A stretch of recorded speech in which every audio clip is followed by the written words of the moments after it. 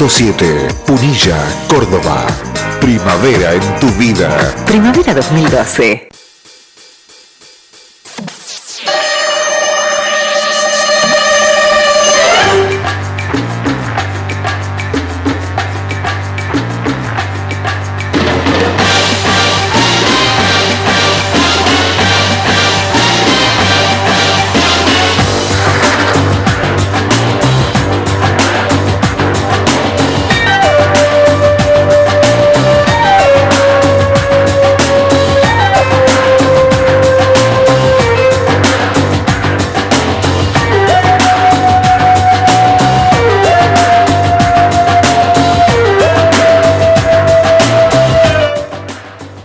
Pero muy buenos días Punilla, muy buenos días Villa Giardino. Estamos aquí en la 100.7 en Blue Digital Estéreo, arrancando la mañana del sábado, mañana nubladita, lluviosa, húmeda, mañana fea si las hay, así que bien, estamos en este programa que es Murmullos y Voces, arrancando el fin de semana. Ya para mí el fin de semana arranca el viernes, no sé, me hace más feliz. Así que bien, estamos aquí con el amigo Jorge Urquiza. Buen día, Jorgito. Buen día, Luis, buen día a la audiencia. Realmente un día bastante feíto, ¿no? Sí, Esperemos que mejore. Esperemos que mejore, porque tenemos previsto muchas cosas a la tarde, así que necesitamos que esté mucho más lindo el día, más agradable, al menos sin lluvia. Que esté nubladito no importa. Exactamente. Y por supuesto contamos aquí en los estudios con una presencia especial. La verdad hoy estamos muy felices, pero muy contentos de contar aquí con la doctora Virginia García Coco. Buen día, doctora. ¿Cómo le va? Hola, buenos días. Bien, muy bien. Le damos la bienvenida aquí a Giardino, le damos la bienvenida a la radio, aunque ya anoche estuvo en el Cine Teatro Alejandro Giardino. Sí, estuvimos ahí, estuvo muy lindo todo, la verdad. Bueno, doctora, usted estuvo... decía recién que no es jefa de oncología. Soy subjefa. Subjefa de oncología del Hospital Italiano. Ayer estuvo en una charla así muy buena, la verdad, porque sin el rigor científico, o sea, sin esos términos que uno muchas veces puede estar escuchando y que lo desorientan a veces, ¿no es cierto? Me parece que una charla donde habló de frente con las mujeres, que también interrelacionaron porque estuvieron haciendo una serie de preguntas muy importantes. ¿Cómo se sintió en esa charla? No, la verdad que muy cómoda. Siempre el objetivo nuestro es, bueno, ayer fue un día muy importante porque fue el Día Internacional del Cáncer de Mama, y la verdad que el objetivo de festejar ese día es concientizar a todas las mujeres de que se dan los controles por esta enfermedad. La verdad que me sentí muy cómoda y la idea nuestra es siempre hablarles de una forma en que las pacientes y todas las mujeres entiendan bien. Por ahí los médicos, hablamos con términos médicos y uno no alcanza a comprender. Entonces, bueno, uno intenta usar términos sencillos y la verdad que me sentí cómoda, me pareció que entendieron un poco en concepto de la importancia de este día y de que haciéndole prevención pueden estar muy bien las pacientes con esta patología. Con estas charlas, ¿ustedes notan que las mujeres recepcionan mejor los conceptos, como que de repente se entusiasman más como para hacer los controles, para consultar al médico? Sí, yo creo que sí. Me parece que es una forma de que pregunten cosas sin miedo. La idea es eso, de que no tengan miedo de consultar. También con estas charlas podemos mostrarle a veces algunas fotos y de esa forma asustarlas un poco. Así que bueno, la idea sí, yo creo que sí, que cada vez la gente le está perdiendo más el miedo, hace más los controles. Por eso ha avanzado también tanto la medicina y logramos detectar enfermedades cuando apenas comienzan, claro. ¿No? Ayer usted hablaba un poquito, si nos puede ahora seguir ilustrando, de cómo proceder para detectar, cuáles son, digamos, las medidas que puede tomar una mujer en su casa, en forma individual, como para comenzar a darse cuenta de que puede tener un problema. Sí, lo fundamental es siempre hacer un autoexamen mamario, cada vez después de que salimos del baño, que nos bañamos, examinarnos bien frente al espejo, ver si notamos algún tipo de hundimiento en la piel, o algún tipo de bultito en alguna de las mamas o en las axilas, o tenemos alguna lesión que no cura, alguna pequeña ulcerita, o tenemos algún tipo de secreción por el pezón o hundimiento del mismo. En esos casos debemos consultar simplemente con cualquier médico, puede ser un médico clínico o un médico especialista en ginecología, y seguramente nos va a solicitar una mamografía, que es un estudio muy simple, dura 5 segundos y bueno, eso puede ser la diferencia entre estar bien o estar mal, ¿no? Había un debate ayer, ¿duele o no duele la ecografía? La mamografía, perdón. No, ahora con los aparatos nuevos cada vez duele menos. Claro. Al principio, bueno, era más complicado, pero en realidad se siente un poco de molestia porque, bueno, obviamente que es un poquito incómodo, pero la verdad que 5 segundos no duele ni molesta demasiado como para no hacerlo. ¿Quiénes son el grupo de riesgo o aquellas personas que ustedes consideran grupo de riesgo o que pueden estar más expuestos a sufrir este tipo de problemas, doctora? Y generalmente este tipo de problemas es una enfermedad multifactorial, o sea que cualquier mujer puede estar expuesta a padecerlo. 1 de cada 9 mujeres más o menos tiene el riesgo de padecer esta enfermedad, es la más frecuente en la mujer. Entonces, bueno, lo que se recomienda es que después de los 40 años se tiene que hacer por lo menos una mamografía una vez al año.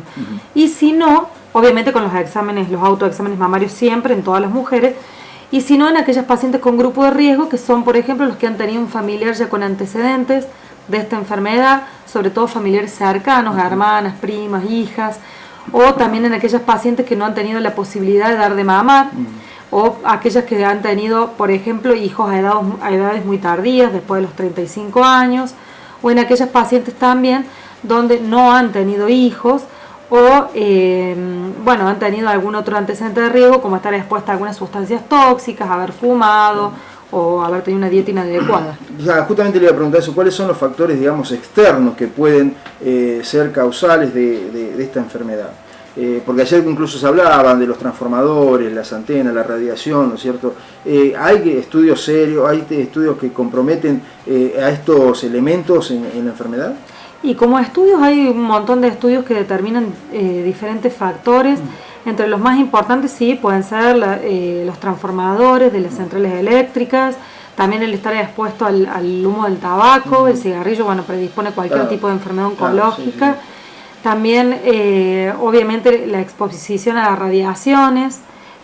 Por ejemplo, una paciente que ha tenido alguna otra enfermedad y que ha debido recibir radioterapia está más expuesta también de desarrollar esta enfermedad. Y bueno, los estilos de vida propios que nos llevan a tener un poco más de estrés y que eso obviamente es el factor fundamental para desarrollar cualquier proceso oncológico. 2 preguntitas allí van. Primero, ¿el fumador o la fumadora pasiva también puede estar sujeto a esta enfermedad, por ejemplo? Y lo otro es justamente qué grado de importancia tiene el estrés para que se desarrolle o que aparezca esta enfermedad. Sí, bueno, con respecto a la primera pregunta, los fumadores pasivos tienen los mismos riesgos que los fumadores activos. Obviamente que el humo no entra de la misma, aunque sea magnitud, que en el fumador activo, pero bueno, también es un factor que influye. Si uno está en un ambiente pequeño y cerrado, donde hay 3 personas que fuman, evidentemente el riesgo aumenta. Y con respecto a la otra pregunta, el estrés es un factor fundamental, sobre todo en esta época en donde la mujer tiene varios roles y tiene que cumplirlos a todos. Claro. O sea, ser madre, ser profesional, o trabajar, o encargarse de la casa. Bueno, ahora la mujer debe trabajar tanto como el hombre para mantener una familia y eso le crea también cierto grado de estrés y eso influye obviamente. El estado anímico es fundamental. Nosotros tenemos muchos pacientes que han vivido alguna situación familiar angustiante o la pérdida de un hijo o una separación. Entonces, bueno, y al poco tiempo se diagnostica este tipo de patologías, entonces, bueno, está demostrado que tiene una relación directa con esto. Y cuando se declara la enfermedad también influye muchísimo en la recuperación del paciente. Sí, por supuesto. El estado de ánimo, cómo uno se toma estas cosas y cómo uno las afronta es fundamental para la evolución y para la tolerancia a los tratamientos. Las pacientes que están bien anímicamente, que tienen una buena contención familiar y del equipo de salud, probablemente tengan una tolerancia mucho mejor y obviamente al tolerar mejor los tratamientos tienen mayor adición a los tratamientos, lo terminan y reciben las dosis de forma adecuada y de esa forma evoluciona y se influye a través de eso en la evolución de la enfermedad, ¿no? Perfecto, doctora. También ayer se hablaba de que puede ocurrir, presentarse en donde se ve afectado los dos senos por la enfermedad, o que puede aparecer primero en uno, después en otro. ¿Esto es así? ¿Cómo se plantea? ¿Cómo puede la ciencia de repente tratar de clarificar antes o de ver antes esto, si se puede manejar de alguna manera. En realidad, la única posibilidad que tiene la ciencia de controlar esto es hacer lo que se hace, que es las campañas de prevención, este tipo de días que uno estimula a las mujeres a hacerse los controles, y en todas las pacientes que ya tienen el diagnóstico de un tumor en la mama, obviamente que ellas están más predispuestas a seguir teniendo tumores en otras partes del cuerpo o en la mama contralateral. No quiere decir esto que todas las pacientes que han tenido un tumor en una mama van a desarrollar en otra parte del cuerpo. Más del 50% de los pacientes oncológicos, cualquiera sea el diagnóstico, se curan, que eso por ahí la gente no sabe y tiene miedo a esa palabra. Pero bueno, lo que nosotros hacemos es hacer un control de por vida siempre, con examen físico, estimulando a las pacientes a la autopalpación, y obviamente de esta forma podemos detectar lesiones muy pequeñitas y obviamente la posibilidad de curación es mucho mayor. Ese es el objetivo de la prevención y del autoexamen. Doctora, ¿cáncer ya dejó de ser igual a muerte? Sí, obviamente, eso hace bastante tiempo. El tema es que la gente lo vea de esa forma. Lo que pasa es que, bueno, la simple palabra a uno la asusta, no creo que por la enfermedad en sí, sino por ahí por el tema de los tratamientos, que la gente le tiene miedo a la quimioterapia, a la radioterapia. Entonces yo creo que asustan más los tratamientos de esta enfermedad que la enfermedad en sí, ¿no? Sí, claro. Yo creo que sí. Sinónimo de muerte ya no es. Nosotros tenemos pacientes inclusive con enfermedad, por ejemplo, en los huesos, relacionadas con lo de la mama, que hacen un montón de años que están en controles. O sea, que no es que porque uno tenga un tumor en la mama con metástasis ósea, tiene una sentencia de muerte establecida. Claro. Puede andar bien un montón de tiempo, claro que sí. Todo depende del grado de prevención o del grado en el principio que tomemos la enfermedad, ¿no es cierto? Y mientras más temprano se diagnostique, más posibilidades de curación tenemos. Por eso es tan importante perderle el miedo y hacer los controles. E inclusive mientras más temprano se diagnostique, menos agresivos generalmente son los tratamientos, ¿no? Claro. Sí, quería consultarle, o mejor dicho, yo tengo un lema, ¿no? Que generalmente digo, es mejor ocuparse que preocuparse, ¿no? Sí. Y el tema de prevención yo creo que es fundamental.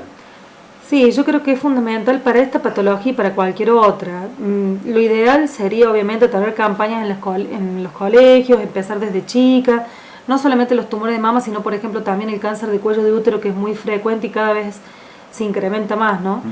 Y bueno, simplemente explicando un poco cuáles son los factores de riesgo, enseñándole a las chicas la autopalpación.